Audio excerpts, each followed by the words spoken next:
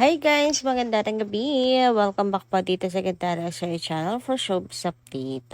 Ang tatalakayin nga natin ngayon at pag-uusapan mga Kimpaw ay patungkol nga po dito sa haters nila Kim and Paolo na talagang lahat na po ay ginagawa mga Kimpaw para lamang po maka-stalk at sirain si Kim Chu mga kakimpaw. Pero syempre hindi natin yan papayagan. Kaya tumutok lang po kayo hanggang dulo ng ating update para maging updated po kayo at malaman ang tungkol po sa chika na yan. Pero bago po ang lahat, sa mga hindi pa nakaka-subscribe sa ating channel, pakiclick lang po tayo na ating subscribe button at notification bell na riyan sa baba para mag-i-updated po kayo sa mga susunod natin chika patungkol sa Kimpaw. Maraming salamat. At ngayon nga dumako na po tayo sa pagbabasa ng comment mula sa ating mga subscribers bilang pasasalamat ko po sa walang sawang pagsubaybay at pagtutok sa atin pong mga balita. At para malaman na rin ang reaksyon ng mga supporters ni Kim and Paolo sa mga nangyayari at kaganapan ngayon sa showbiz. So, ang comment nga po natin na napili para ngayong gabing ito ay mula po kay Miss Tristan Cruz at Lorna Lee. Sabi nila rito, grabe talagang magpaayuda ang Kimpaw. Sobrang nakakakilig. Ang sarap talagang maging member ng KP. Sana wag silang magbagong dalawa.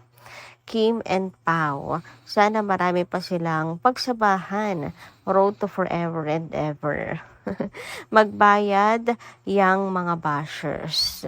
Nako, sana nga po ay magbayad na sila at orada, Miss Lorna Lee. Kung pwede nga lang singilin na sila ngayon agad-agad mga kakimpaw sa mga kasamaan na ginagawa po nila eh. Pero syempre, nasa Diyos po ang pagpapasya at ang pagpaparusa sa kanila mga kakimpaw. So, maniwala na lamang po tayo na may balik din po na masamang karma ang kanilang ginagawa. Samantala, sabi naman dito ni Miss Angeles Karandang, gagamitin lang ni Casey si Pao dahil laos na siya.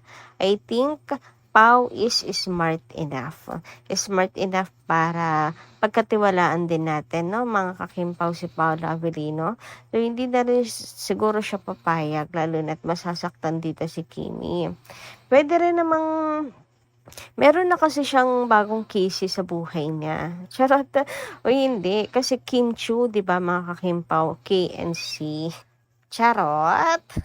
Pero, ayun mga kakimpaw, soon magiging KCA naman na yan. Uy, KCA, Kim Chu Avellino. Ayan, para walang walang kahawig mga kakimpaw. Anyway, puwera biro mga kakimpaw, hindi naman siguro papayag si Paolo Avellino, no? Bukod sa masasaktan si Kimi, syempre mga kakimpaw, ex na rin yan ni Paolo. So, wala naman na sa bucket list siguro ngayon ni Paolo Avellino ang magkaroon ng project with her. Diba mga kakimpaw? So, kung namimiss ni Casey si Pao, gusto niyang makatrabaho, ayun, bala siya. Basta si Pao hindi. Siya namimiss. Charot na.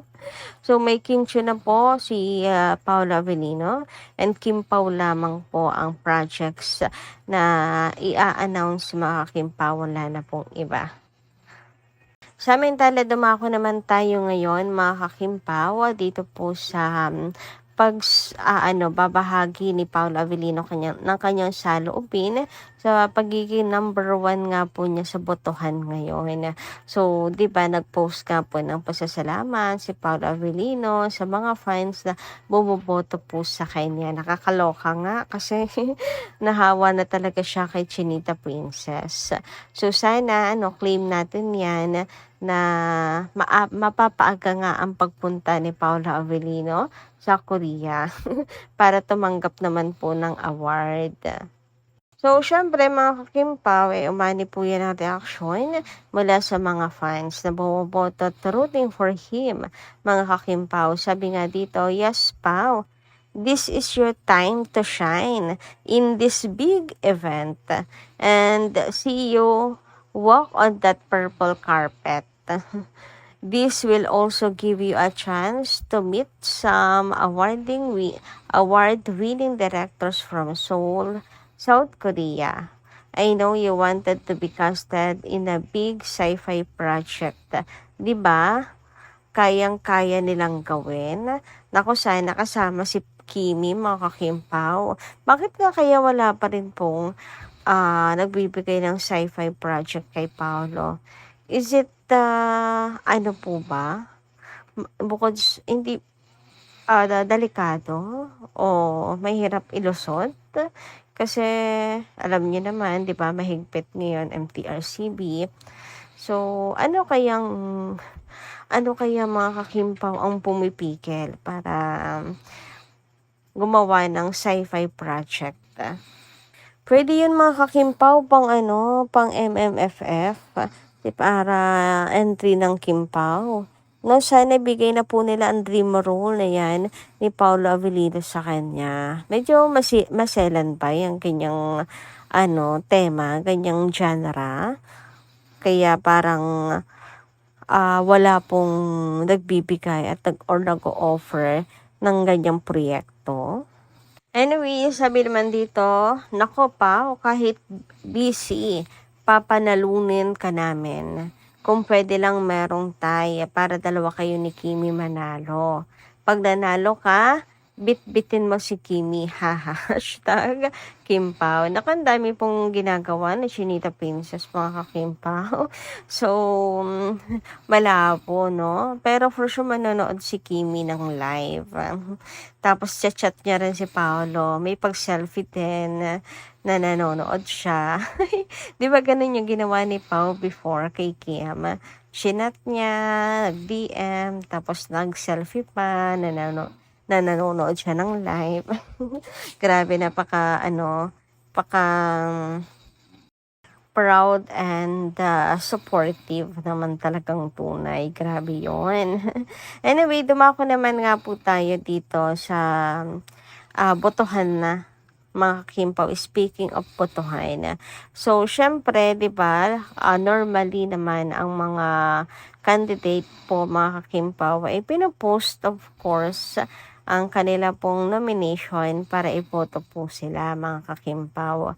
Ngunit, subalit, tatapwat, si Kimi ata po'y naiiba. Sapagkat si Kimi hindi po talaga nagpo-post ng kanyang nomination. Sabi nga dito, she didn't even repost her own nomination shared by Dreamscape, while he's out there thanking the fans and sharing it. It just shows that she's fully in his lane, and that says everything about where she stands. She's rooting for him to win.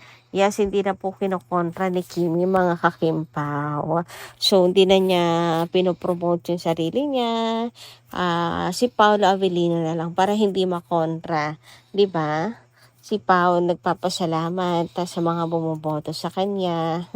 Si Kim naman ay rooting for him din na manalo. So, yun yung sinasabi natin na mas importante talaga kay Kim ang manalo si Pao kaysa manalo po siya ng twice, mga kakimpaw, sa SDA. Marami pa namang pagkakataon, mga kakimpaw. Pwede pa natin ipapanalo ulit si Chinita Princess. But this time, bigay po muna natin to kay Paolo Avellino. Kaya naman, bumoto na po ang lahat. Araw-araw, wag po nating kalilimutan yan.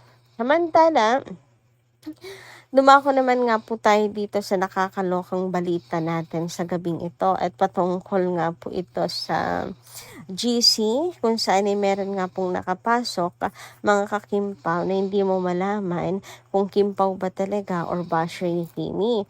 Sabi dito, nakakaloka nga doon. One member saying and encouraging GC member not to watch Kim to FB Reels muna.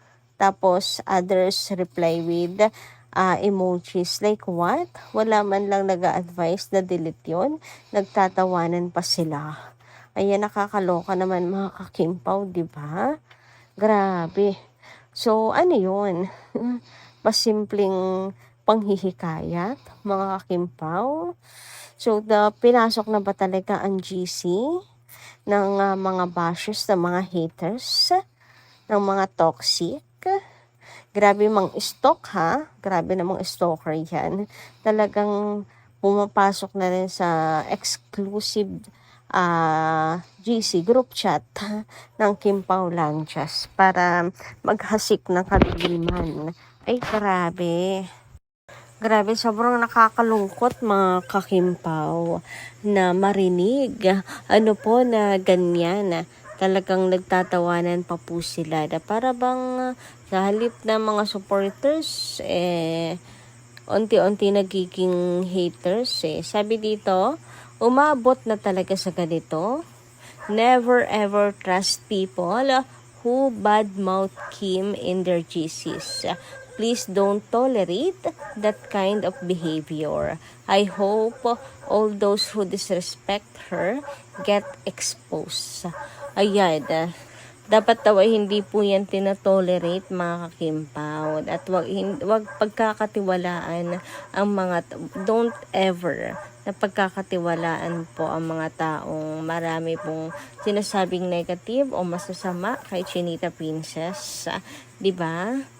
Wag po natin pagkakatiwalaan dahil wala na pong pagbabago ang mga yan. Sabi dito, hi, sinaway naman na po. At nag-disclaimer din yan nung nagsabi na joke lang and nag-sorry na siya. Kaya wag po tayo magpakalat ng ganito. Bad po yan na baka mag-away-away na naman ang lahat. Nakakahiya sa dalawa. Pero grabe, ang talas ng bibig, no, mga kakimpaw. Akala po ay laging laro-laro lang mga kakimpaw at may pa-joke lang. Na kapag nag-sorry ay tapos na lahat. Hindi nila alam kung gaano kahirap at katagal po mga kakimpaw ang trabahuhin ang pangalan. Tapos ganyan lang po ang kanilang gagawin mga kakimpaw. Pag hindi ka ba naman nainis ng sobra, di ba? Buti na lang nga daw po si Paula Villini nandun to stand with Chinita Princess. Pahiya ang mga bashers, ang pahiya ang mga tao sa party. So, nagpakita na po siya mga kakimpaw. And kumpirmadong-kumpirmado. Ito talaga yung mga nasa pictures ni Chinita Princess. Anyway guys, hanggang dito lang po muna aking update. Maraming salamat po sa inyong pakikinigan. Kita-kits po tayo muli sa mga susunod natin chika patungkol sa Kimpaw. Maraming salamat at mag-iingat po kayo palagi. Mag-iwan lang po kayo ng inyong mga suggestions sa comment section at pag-uusapan natin yan sa susunod nating mga chika. So yun lang po muna. Again, kita-kits ulit sa susunod po nating mga update.